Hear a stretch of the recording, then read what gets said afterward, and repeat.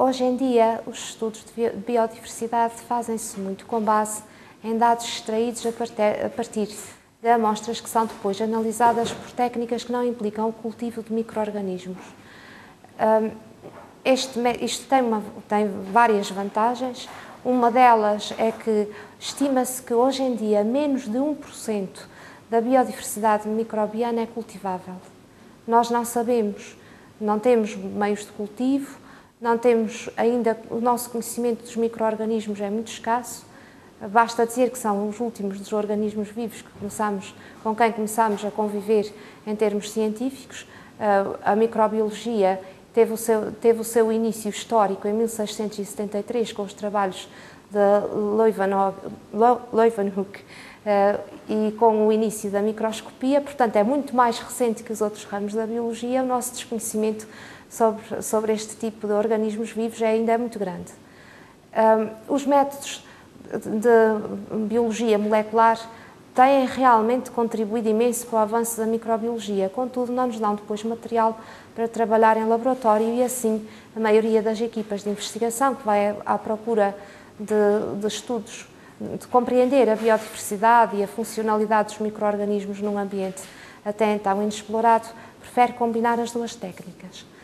Assim, embora o CITA-A tenha desenvolvido estudos também na área da biodiversidade estudada por métodos que não implicam o cultivo, também estudou as comunidades bacterianas da gruta por métodos dependentes da cultura de micro-organismos em laboratório.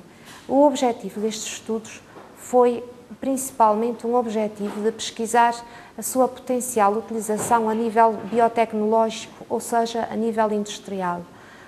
Micro-organismos que vivem em ambientes onde estão submetidos a stresses fisiológicos, como é o caso das grutas, tendem a agregar-se em biofilmes para se protegerem.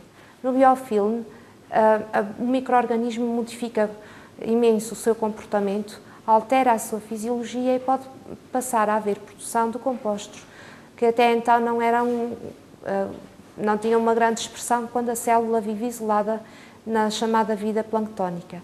As células em biofilmes podem então passar a produzir antibióticos, substâncias que podem ser aplicadas como antitumorais, biosurfactantes ou enzimas que podem encontrar aplicação nas indústrias farmacêuticas, na indústria química, na produção de detergentes ou até mesmo na produção de biocombustíveis.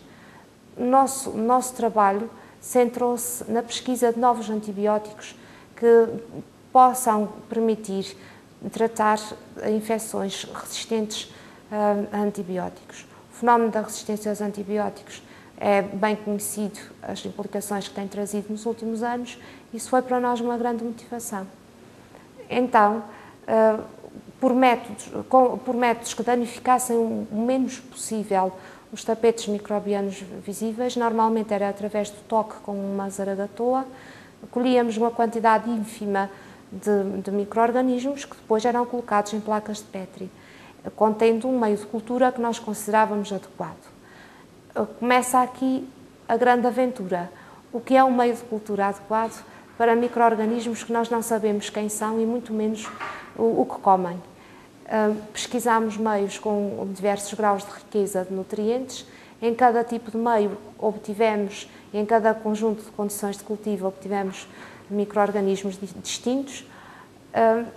A biodiversidade cultivável também, tal como a biodiversidade quando avaliada por métodos não cultiváveis, também se apresentou bastante.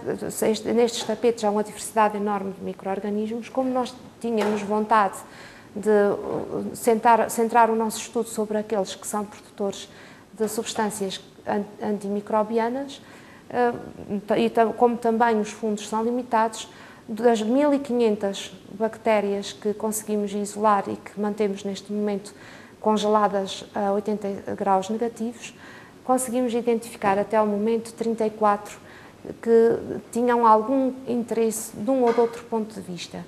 Estes micro-organismos foram colocados em géneros bastante diferentes. Temos Arthrobacter, temos género Bacillus, temos género Diella, Streptomycetes, Giantinobacterium, Enterococcus. Mycobacterium, Colimonas, Acinetobacter e Penibacillus. Destes 34 isolados, havia 21 que tinham uma maior potência da atividade antimicrobiana e que estão neste momento a ser alvo de estudos mais aprofundados, tendo em vista a caracterização das substâncias envolvidas e, nomeadamente, saber se se trata de novas substâncias ou de substâncias já conhecidas pela indústria. Estes 21 isolados foram, para pesquisar a sua atividade antimicrobiana, foram preparados com eles biofilmes artificiais no laboratório. Fizemos interagir esses biofilmes artificiais com 8 micro-organismos patogénicos, bactérias patogénicas bem conhecidas e que afetam a espécie humana, e foram selecionados os micro-organismos que apresentaram um leque de inibição mais alargado em relação a estes patógenos para o trabalho posterior. O trabalho posterior é um trabalho intenso, laboroso, está em curso e que consiste,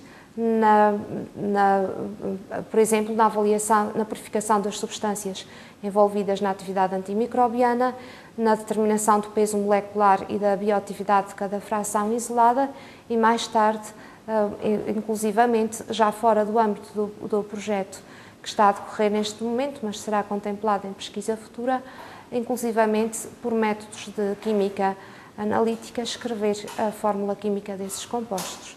Estes compostos poderão funcionar como inspiração para a indústria farmacêutica para a construção de novos medicamentos que possam permitir tratar as ameaçadoras infecções que podem decorrer da colonização de um hospedeiro suscetível por uma bactéria resistente aos antibióticos.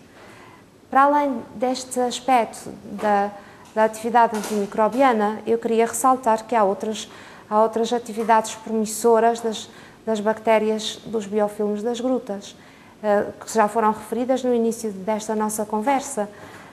Por exemplo, a pesquisa de enzimas para fins industriais ou até, muito interessante também, a pesquisa de compostos antitumorais. Alguns trabalhos muito ainda incipientes que foram levados a cabo pelos nossos colegas da Universidade do Novo México têm vindo a demonstrar que há uma produção de compostos que podem mesmo ser promissores como antitumorais, e é um aspecto que muito gostaríamos de ver desenvolvido em pesquisa futura.